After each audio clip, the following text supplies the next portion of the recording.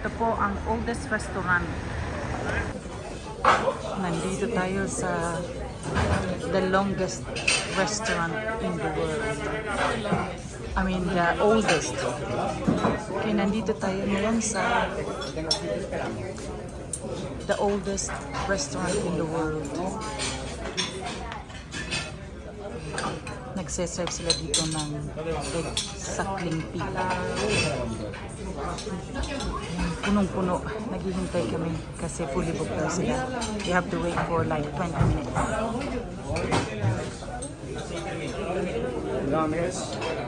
Sobrino de Botín ang tawag ng restaurant nito.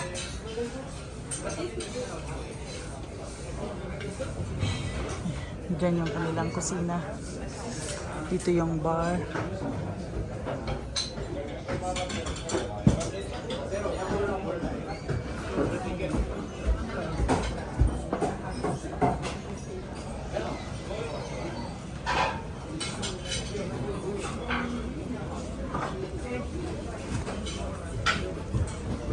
Nakapasok na kami. Gracias. Maganda itong pwesto. Okay.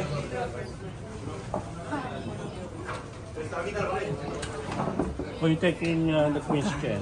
Nakuha kami ng pwesto. Ayan yung ham nila, oh. Kasi na-serve. This is Kaunti for na lang yung waiting. natira. This is for waiting. Okay. We are in the waiting area then.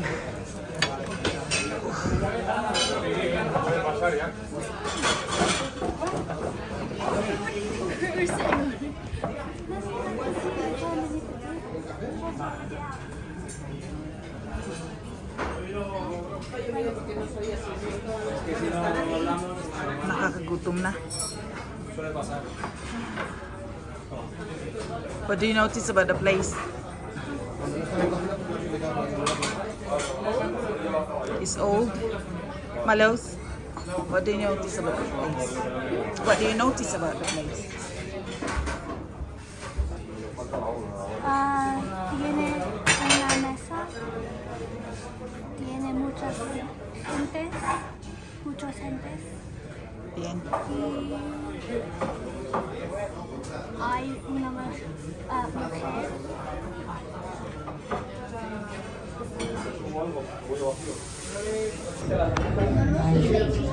Dumating na yung ating mga pagkain. Subukan natin yung kanilang suckling pig. Suckling pig. Ayan. Tapos meron tayong roast chicken din dito. At saka may kasamang bread. Tingnan natin kung ano ang lasa nito. Mamalaki ng mga Espanyol. Subukan natin itong kanilang suckling pig. Kunin ko na lang itong malaki.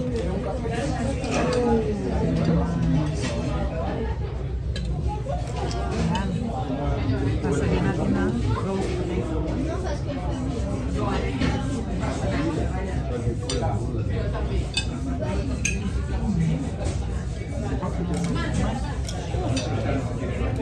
Teka, gusto kong kainin yung skin. Talagang malutong. Narinig niya?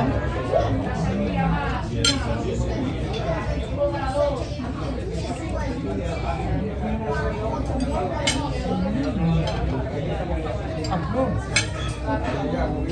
Yeah, At susubukan kung ano makakain dito sa oldest restaurant in the world. Sobrino de Botín. At meron silang tatlong chef na naka-duty ngayon. So susubukan natin makausap. Sabi ng waiter, pwede na makausap. So susubukan kong puntahan doon para makausap natin. Okay, magandang araw po. Katayo ay ngayon nandito sa Sobrino de Botín, the longest restaurant of the world. So ngayon po, meron tayong mga kababayang nandito na sila'y naghahanda ng pagkain sa restaurant ito. Ano po ang pangalan niyo, kuya? Dexter, Dexter. Taga saan po kayo sa atin? sa Pangasinan. Matagal na po kayo dito? Oo, tagal na ako dito. So, marami na kayong nasilbihang mga kapwa Pilipino rin na Marami nagsipunta rito. siyempre, normal na maraming pumupunta dito na kapwa natin galing sa ibang bansa. Dito po dumadalaw din. Kahit mga turista. Ganun po. Ay naku, parang Ito naman, dito yung carbon. Yung ginagamit namin. ito daw po yung ginagamit nila. Ito yung sa karne. Ito namin pinaplant sa yung karne, tapos dito yung sa piskaw. Sa Ganun po. kabilang dalawang carbon. Ito ang ginagamit namin. Ano pong ibig sabihin na pinaplansya nyo yung karne? Dito. Kasi hindi pwedeng mag-misklaw yung karne at saka piskaw, kaya na sinisepara namin. I see, for Dito, contamination. dito yung Okay. karne. Mas malakas kasi doon. Para Kaya maiwasan. hindi- Okay. Tapos dyan pinaplansya po yung karne. Oh, Tapos doon po sa kabila ay sa piskaw. Tapos fish. mga Okay, fish, opo. mga eskwela, mga pot. Dito namin. Okay. Ano pong mai-recommenda yung luto ng fish dito? Lenguado Linguado po. o merlosa, pwede rin yung dalawa. Okay. Ano naman po itong nakahanda dito? Ito yung sopa de ajo. Okay. May itlog. May itlog dito sa yung gitna. ginagawang sopa de ajo. Ito yung kanya, tapos nilalagay namin dito. Tapos nilalagay namin ganyan. Tapos nilalagyan namin ng huwebo. Tapos inoorno. Tapos ang resulta ganyan na po. Yung ayan. bake na siya. Galing. Special pag malamig, ito ang mabenta. Pero mainit na yun. Bibihira lang. Kasi parang soup siya. So ito naman okay. yung sa sopa. Yung sa Ito yung broth nyo sa Oo. soup. Okay. Ayan, pinaplansya na yung karne. Yan sa karne. Yun. Kaya So ano po yan? Steak? No, ayan yung solomillo. Solomillo. Pero karneng baka po yan. Karne ng baka. Yung Ang Ang galing. ganito yun. Ito yun. Yung steak. Ito yun. Ito Yun ang steak. Ito naman yung sa Ito po yung... ito yung sa solomillo yung Marchan 3 de cochinillo 3. So yun, walang taba. Talagang meat lahat. Nalinis na yan. Nalinis na po. Tapos ito yung sa steak. Okay. Doon naman sa kotse, pasok kayo. Pwede kayong pumasok doon sa kabila. Doon po sa kabila ang daan. Sige po. Sige kuya. Sige, Pupunta ako salamat sa po. kabila. Salamat po. Sige. Kuya, busy ka yata dyan. Dice, hola, compañero. Hello, kawayan. This guy is Vading, and the other guy is Bakla. Tagadiin ka man. Tagadiin ka man, kuya. Eso es peruano. ¿Cómo que meron? Ecuador. Ecuador. I see. Okay. Muy bien, señor. Gracias. Sige. Ito na po ako. Gaano na po ano pong pangalan niyo, kuya? Roel po. Ruel po. Saan po kayo sa atin? Pampanga po. Pampanga po. Ay di, kaya naman po masasarap ang pagkain nila dahil lutong Kapampangan. Opo. Kayo po taga saan? Kami po ay taga San Pedro, Laguna. So kayo po ang nag-roast ng suckling pig dito. Opo. Yan po ang pinaka-oven. Yung pinaka-oven na 300 Kaya talagang malutong po pag lumabas na dyan. Gaano na po kayo katagal dito? Nagtatrabaho. Opo. 25 years na po. Ang tagal nyo na po pala dito. Tagal po. Kaya ayun, ang dami. Sa isang araw po, ilang suckling pig ang naluluto ninyo? 50-60 po. 64 a day. 50 a day. 50 to 64 a day. Wow. Mabili pala talaga. Pwede rin po dito mag-order niyan. Halimbawang may birthdayhan o wedding. Kahit anong okasyon po. Pwede. Kahit anong okasyon, tapos kukolektahin na lang. Ang galing naman. So, ilang oras pong niluluto yung isang suckling pig? 2 oras po, ma'am. 2 oras po yung isa. Opo. How many days old po yung 3 weeks lang po yan. 3 weeks lang pala yung suckling pig. Opo. Pero masarap yan kasi. Hindi po masarap yan. Baby pats pa ho yan. Opo, talagang ano pa yan yung Leche lang yung kinakain yan. malinamnam talaga yun. Subukan niyo po. Subukan niyo. Ito sila. Ang dami. So ano pong masasabi niyo sa mga nakain niyo na kuya? Mukhang palabas na kayo. Kumain siya. Masarap. Tatlungan in order. 3 suckling pig ang inubos niya. Tingnan mo. Diyos ko, yan. Kinakausap ko nga po si kuya eh. po. Kaya tingnan nyo, sa daming sakling pig dyan. 3 weeks old only. Wow. Isipin nyo, 50 to 64 a day ang niluluto nilang sakling pig. So marami pong dumadalaw sa inyong mga kapwa natin, mga kabayan po natin dito. Nandito rin na rin po yung pamilya ninyo. Kuya, yan po yung original, di ba? Yung original na pugon. Yan po yung pinaka-original na oven sa buong mundo, sabi nila yan. Oo, 1700s, no? Hindi po ini-extinguish yung coal. Hindi nila pinapatay. Never turn off po yan, hindi mamatay. Mamamatay na lang, oo. Hindi na mamatay. Ay, hindi naman Hindi po namamatay. So pag sarado po kayo, Okay daw. pag sarado po kayo, buhay lang yan. Opo, buhay po yan. Pero merong nakabantay, kumbaga. Galing. Hindi me. Hindi kuya. Hindi po, ingat po. Tapos ano po ang nilalagay nyo para maging malasa yung sakling pig po? Ano po? Ano pong nilalagay nyo pang timpla sa sakling pig? Simple lang po. Sibuyas lang po, tsaka garlic, white wine, konting asin, tsaka pimenton. Okay. White wine yan. So, gaano katagal nyo pong minamarinate yun? Ito po, mga 2 hours lang po. 2 hours marinate. Tapos saka ilulutuin ng another 2 hours. Oh, I see. Ito pong nasa maliliit na serving dish, mga portion na po yan. Lamb po yan, lamb. Lamb. Lamb. Meron ding lamb. Cordero. So pag sineserve po yung sakling pig, may kasamang roast potatoes. Opo. Yan po ang kanya. Chinese. Tapos dyan nyo rin po niro-roast yung potatoes. Opo, yan. So ilang taon na nga po itong pugon na ito? 300 po. 300 years old. years old. Wow. Pati po yung design niya, original talaga yan. Ito po 180. Itong size, 380 po. Kamangha-mangha talaga.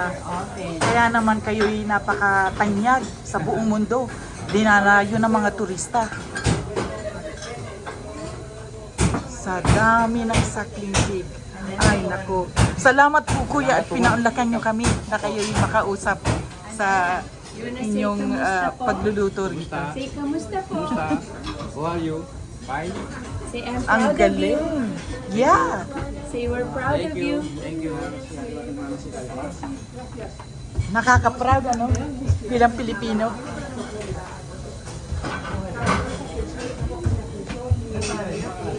Tapos dito, paakyat tayo, pupunta tayo ng banyo. Tingnan natin kung ano ang nasa taas din. Ayan, paakyat tayo dito. Marami pang mga kainan, marami pang mga lamesa sa bahagi dito. Okay. Bising-busy kahit sa baba. Buti ngayon hindi masyadong mahaba ang pila nung kami dumating. Pero naghintay din kami ng mga 20 minutes pero hindi katagalan. Dami pa ng lamesa.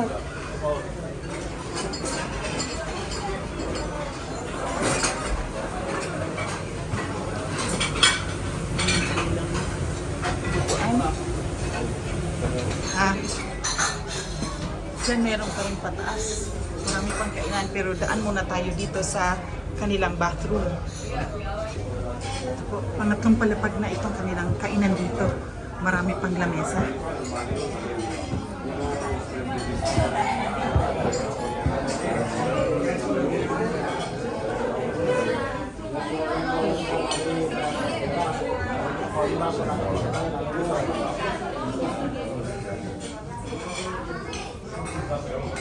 Dumating na po yung ating in-order na sakling pig. 3 weeks old lang daw ito. Yan. 2-3 weeks old. Minamarinate nila ng white wine for 2 hours. Tapos niluluto nila ng 2 hours din sa oven. Pero yung pugo nila is 300 years old. Dahil nga tayo ay nasa oldest restaurant in the world. Ang tawag ay Sobrino de Botín. Yan. Nagutom na ang mga tao.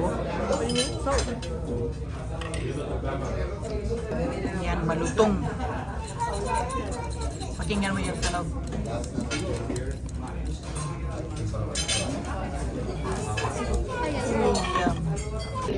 Tagaktak po ang ating pawis. Dahil pumasok muna ako dun sa loob. Kinausap ko sila kuya. Nakaka-proud na kapwang Pilipino ay ang taga na nilang nagtatrabaho dito. At sila naman ay very welcoming. Kung sinong pumunta, kahit sinong pumunta at kausapin sila, ay nagbibigay sila ng information kung anong gusto mong malaman tungkol sa kanilang paghahanda na pagkain dito. Yan, naubos na yung aming kinain. Naubos na lang yung aming red wine. Kami naman ay very satisfied. At hindi kamahalan ang aming bill, which is surprisingly I look foggy as well after those wine and truck.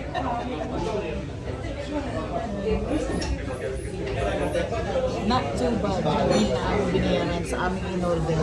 Kami nabunda at kami natuwa sa aming nakain. Dati pa namin sa Philippine na 3 weeks old lang na hindi namin natitignan sa ating bayan. Subukan nyo ito. Sarap. Kayo'y aming iniimbitang bumisita sa oldest restaurant in the world. Okay. Sa Butin o Sabrina del Botin dito sa Madrid. Yun yung oldest restaurant in the world. Yan. And I look old. Muchas gracias.